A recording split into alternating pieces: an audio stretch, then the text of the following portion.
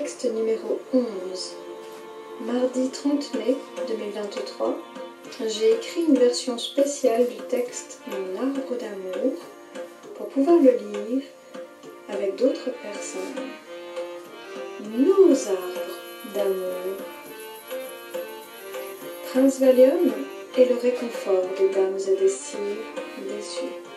Y elles s'endorment au bois dormant et vivent au jour le jour comme des somnambules. Ainsi vivons-nous, avec un côté pile et un côté façade. Pour sauver la face, que de produits hypnotiques devant nos oreilles. Encager l'oiseau, s'étourdir de distractions qui, en fin de compte, n'apportent aucun réconfort. Fumée bleue ou grise, café noir, amer, liqueurs écœurantes, mauvais bonbons, fausses douceurs, médicalement, deviennent comme indispensables pour blinder le coffre à jouets et à trésors. Tous les matins, les robots vont travailler, laissant l'humain somnolé, léthargique, sous-employé. Au chômage est le meilleur de soi. Tous les matins, la symphonie du grondement de notre monde de machines couvre peu à peu du fracas de sa cacophonie la chanson des vents et celui des oiseaux. J'écris à celui que mon cœur continue de choisir, pour lui rappeler nos souvenirs d'enfance, d'adolescence et de quand nous étions des jeunes gens. Je lui transmets, grâce à l'écriture et aux ondes électromagnétiques, le grand amour que je continue de ressentir exclusivement pour lui. Depuis lundi 27 décembre 2021, je le partage enfin avec lui. Et je n'ai plus peur de lui envoyer les mots « je t'aime » afin qu'il retourne à la source de ce qui les a fait apparaître en mon cœur. Ses beaux yeux.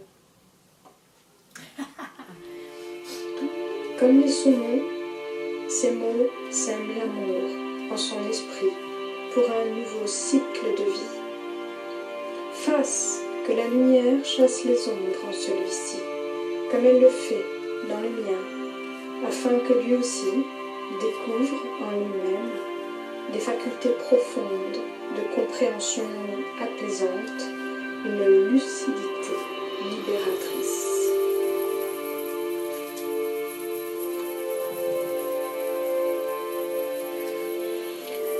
Intelligence et conscience s'associent pour permettre à l'amour universel de s'accomplir dans tous les cœurs. Soyons des résistantes contre toute tyrannie qui l'en empêche.